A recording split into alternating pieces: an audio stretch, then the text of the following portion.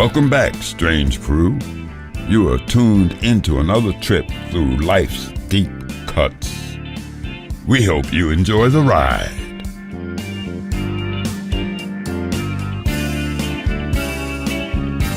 Keep it strange. In 3, 2, 1, we are rolling, and we are back in the studio, strange crew. It's a first one we're recording with just the two of us. With just the two of us. We've been freaking busy. Very busy. It's been good, though. We've got in a lot of shows. We've met a lot of new people.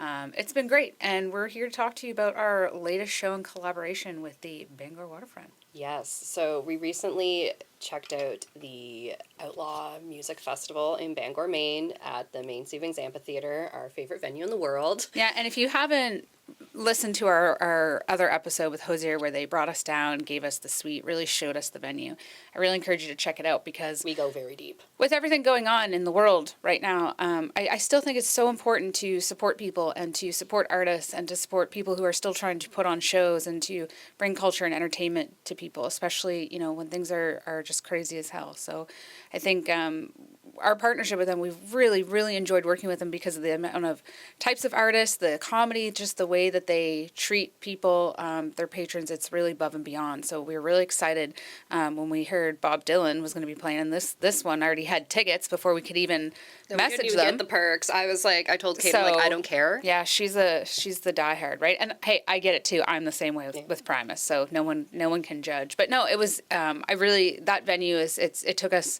3 hours and 10 minutes with the border crossing from St. John to get there. It was super quick and really easy to get by, and we got some snacks. It was great.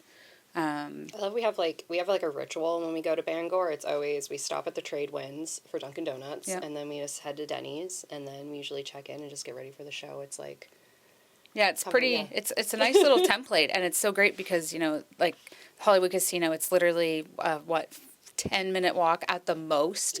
And that's it's because you're stopping to see a lot of the art and the new murals and a lot of the installations that are there. And of course, for us, we stop along the way, we see fans, we talk to people, and that's how we meet so many of you. And it every show that we go to there, it's really interesting because we see it from different vantage points. Sometimes it's from the lawn, sometimes it's on the floor and the seats, sometimes it's up in a suite, sometimes it's over in the what was the club called? I think it's just called the clubhouse. The clubhouse, yeah.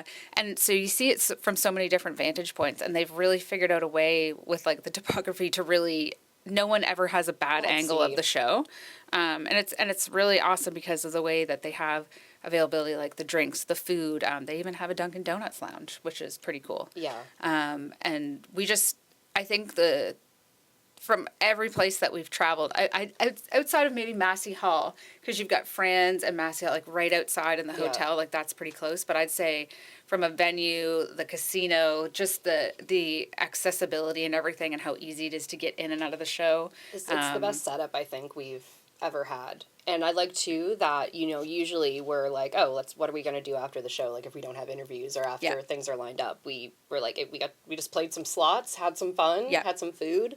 It's a really great one stop. You're really just in one block with everything. So it's honestly probably the best place to stay if you're seeing a show in Bangor.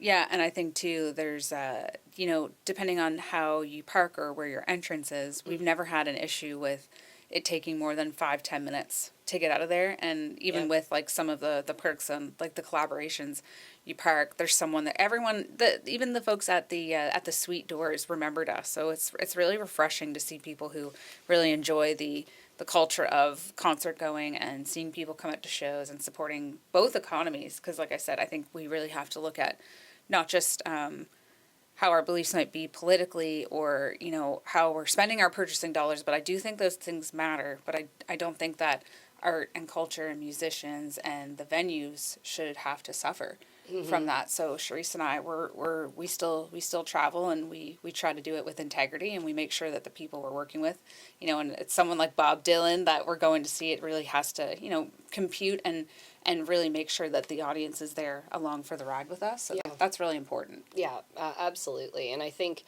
with Maine Savings Amphitheatre, it's a, I know it's easy to say, like, especially like in our initial video, we were brought on, we got access to all the suites, we did a tour, and people be like, of course, like, it's great, right? You got the suites, but we physically bought tickets to Bob Dylan. We were, Yeah, we've been to at least a dozen shows there, been where Steve Nicks there, and it's the most well-run venue that I think we've ever been to. Yeah. And we've been to ones in big cities in Europe, right? And every year they seem to make some better. They make it better, and not because it was from a place of improvement, but just because they see opportunities. They see a way of bringing more art and allowing artists to come in and showcase their talents. They allow more musicians to become part of the lineups. I think the show that we went to, it started at 4:00, and I think Willie went on at 9:30. Yeah. So, I mean, there was music all day, and it really gives people an opportunity to see new bands.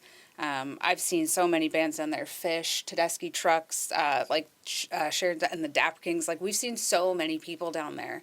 And it's just the array of thoughtfulness with the selections that they bring there, how their stage is set up, the way that the seating is, and just the amount of help and assistance that's around the show. You'll always see people asking, like, do you need help? Is there something we can help you find? Is there a way we can make your experience better? And I just think in this day and age, we don't really hear that. I think people really do want to offer the bare minimum and get the tickets. I mean, I don't know if anyone's seen Astroworld, the documentary on Netflix, but yeah, I can't. You do have these monopolized situations with Ticketmaster and Live Nation and big venues and festivals being built, and I think we have to look at, of course, you may want to see your favorite bands, but logistically, is this a way that you'll be able to enjoy it? Is this a way that you'll be able to get there safely and to be able to actually rock out how you want to? So Sharice and I, when we're going to shows, those are things that we've been very, very fickle about. We don't want to, have beer spilled all over us when we've paid, good money for shows. We want to be around people who, I think one of the funniest things is, here we are at the Bob Dylan show, and a young man stands up to take a photo, and this older gentleman, I mean, I'm not going to lie, he must have been over 80 years old, is like cursing this guy out, and he's like, shut the fuck down, like he was mad, like real they were mad. On us too. But I was like, they were just like, we paid to sit here, and it's like, here's the thing, now you have everybody who, if you could have paid $300 for the seat, you could have paid $100 for the seat, you could have paid $1,500 for the seat, but now everyone is entitled to the fact that, well, I've paid for these tickets, I should be able to sit or stand. Mm-hmm. And I'd be curious what you guys think, because I think there's an array of thoughtfulness. I think that, sometimes, and also for your back, you should probably just sometimes maybe take a seat and just be thoughtful of the people behind you, especially if they, maybe they're elderly, or maybe there's an accessibility issue, or, just don't be a dick, at shows. But 3 minutes later, after him yelling at this guy, no word of a lie, this is the reenaction of the guy. You sit the hell down. I paid money for these tickets. You get that camera down right now. 3 minutes later. Literally. I bore witness. Okay. This man was sleeping during Bobby Dijon. Okay, right? Willie Nelson comes on. Fucking invisible lasso is out on this guy. I don't know where the energy comes from sometimes, but as a manic person, I get it. But I was just like, man, just let the guy take a couple pics and sit. He wasn't, standing the whole show. But so I think sometimes people can be very reactive around some of the biggest things that they're there to experience with joy. Which is, it's such an interesting thing, and this could be a whole larger discussion, and I'd be curious if y'all would love your thoughts on this. Especially when you have acts that are older, you have an audience that is generally older by default, but then you have young people as well. And we're used to standing up at shows. We know that, right? And then you have people that want to sit down, but then there's young people up front that want to stand up. And it's like, how do you manage that? And especially in a large venue like that, it's really hard to enforce. So what is the etiquette? I'm very curious. I mean, maybe it is an episode on its own. Maybe we'll do a Phil Collins segment. So if you want to be part of the segment, you should DM us, because we'll do it on part 2. But I think the biggest thing we've started to realize is, like, consideration is something that, whether it be work, play, whatever, it seems in some ways that's been lost. So, for example, when you're seated in a row of people at a concert, right? For me, the way I was brought up is like, You go to the bathroom before the show. You don't get up a bunch of times. And if you do, you're like, oh my God, I'm so sorry, Like, right? you're going to have to piss yourself. But now people are just like, yeah, whatever, main act's on. Let's go get a beer. Let's go get another one. They don't even try to double fist it just to make it convenient. And then people get mad. I'm telling you. And they tell... You see that guy, he just keeps going to get beers. How inconsiderate. And people get mad. I've seen people get sucker punched at concerts over literally just being touched the wrong way. And it's like, I think that there's a lot around crowds. But I will say that with Bangor, like, you know, with so many different acts and so many different people, like, I mean, there was one point we turned around, we just kind of smiled to try to, you know, just mitigate the situation a little bit, just to show, like, look, everyone's just having a good time. We're not out to get you by standing up and clapping a little bit, and we won't do it the whole show. So I think thoughtfulness and consideration is something that I try to be very, very cognizant of. Yeah. And we want to when we're at shows, but it's hard because we'll both be sitting there and we'll just be like, sit the fuck down. Yeah. Charisse was just like, sit the fuck down. Oh my goodness. So she was that guy too. So don't listen. We're judging, but we're not judging. Yeah, no, I was because I've seen it with Kate a lot with Primus, like when people are acting a fool. And so Kate got to kind of see firsthand, because the last time we were front row Massey Hall, so there was no bullshit, but. Oh, I have a video that I haven't posted of Charisse getting quite angry. Oh, yes. So we'll release that in the Blue Bears. It was like right before Bob's gonna go on, and it's just like, oh, I'm just gonna go. Like, clearly the show's about to start, and I'm like, I know what he's gonna open with. I have a hunch what he's gonna open with, and I want to see this. And then people are just like, and I'm gonna wander off, and I'm like, it must be nice to not, you know, to pay all these money for tickets and then not have to care about when the act goes on. Anyway, you know, the other thing I think that's funny. We've gone to see a lot of different shows we never, ever dreamed that we've been able to see. And we are so grateful. We work really hard to be able to do this. And I think one of the funniest things that we run into is, like, we are diehard fans of the people that we go to see. So when somebody says, that wasn't even him. That wasn't even Bob Dylan. What are you guys talking about? So this one, Farrell. So funny, because she was not having it. She's like, no, it was him. He's goth. He's cooler than ever. So for those who haven't followed my commentary on social media, you have to. Yeah, I have strong opinions. So apparently, so Bob Dylan comes out, and it was raining. It was a rainy day in Bangor, and Bob comes up, and he's little Columbia coat. He has a little scarf, and he has his hood up, and he wants to stay dry. I could tell he had like his little hat on. If I'd had a hood or a poncho, I would have had it up too. Well, exactly. He's a relatable king, and anyway, so he was... Or he just knows how to dress for the goddamn elements. He's a practical man. So, anyways, great set. He opened with Masters of War. Was incredible. DC's great. So, anyways, we're crossing back the border to Canada, and the border guard, she's like, oh yeah, a lot of people came home, are coming home from that concert. But she leans in, she's like, but she's like, yeah, the who was on there, it was Bob Dylan. We're like, yeah, and they're like, yeah, people were saying that they didn't think it was him. And then, like, in the comments are like, yeah, he had his hood up the whole time. It probably wasn't even him. It was an impersonator. And this was actual, chatter on, the venue pages and fan pages and shit.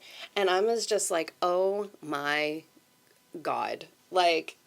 Are you for real? It was really fun. I encourage you to go check out the comments and leave one. If you want to leave a spicy one, it's funny to see what Cherie says back. I love there was one where a guy goes, Bob Dylan isn't even good live. And I was like, oh shit, she's going to come out of the fucking screen now. I was ready for it. It was funny. But I think that's the kind of stuff, like when we see Shania Twain, when we've seen some really big acts, people are just like, that's not her.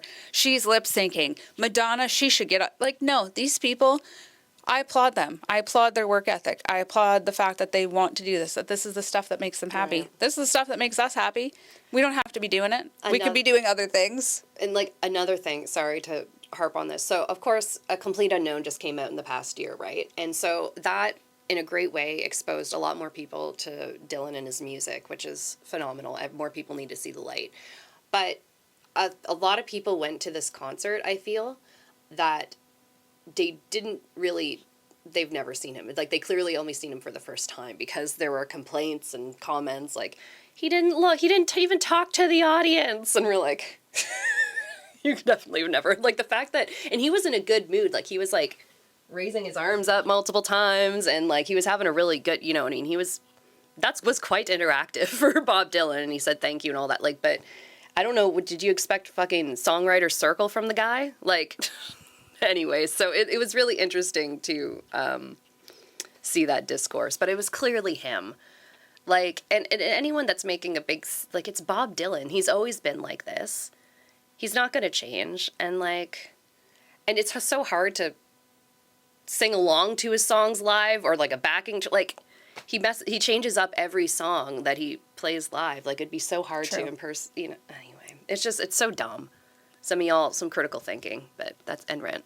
But I mean, all that to say that it's really great because, you know, if for some reason, you know, you want to stand or, I mean, it really easy to go get popcorn, lemonade, move around, go around the heightened lounge areas to go to the clubhouse. Like there is accessibility. So you don't have to just be dormant in your seat and have paid for a ticket and not be able to, you know, move. Not the case at all. Bathroom access. Super easy. Super easy. They're everywhere. They added a new addition. Okay, so everyone has been here. Don't lie. When you go in and it looks like all the stalls are full and you're like trying to find one that's open. Yeah. They have little things now where it's like it turned like outside the doors where it's like it's vacant or fantastic. Like, fantastic. And there's especially when you add, you know, people drinking and doing things that were just like, oh, sorry, like trying to get in, right? It was like the like most they can read. smooth experience. They have bathroom facilities all over the place. There's no line.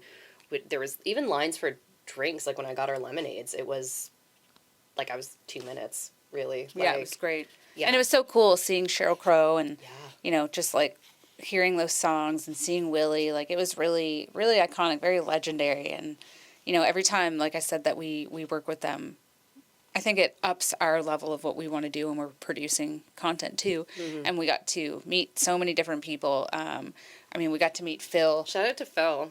Phil, if you're watching, shout out. We can't wait to come out on sale with you and hang out with your family and talk more about Bob Dylan. Yeah, and this man, so we had posted the full interview, the little chat I had with him on our channels, but this man, when he was like 13, got a permission slip to go see Bob Dylan during the Rolling Thunder Revue tour.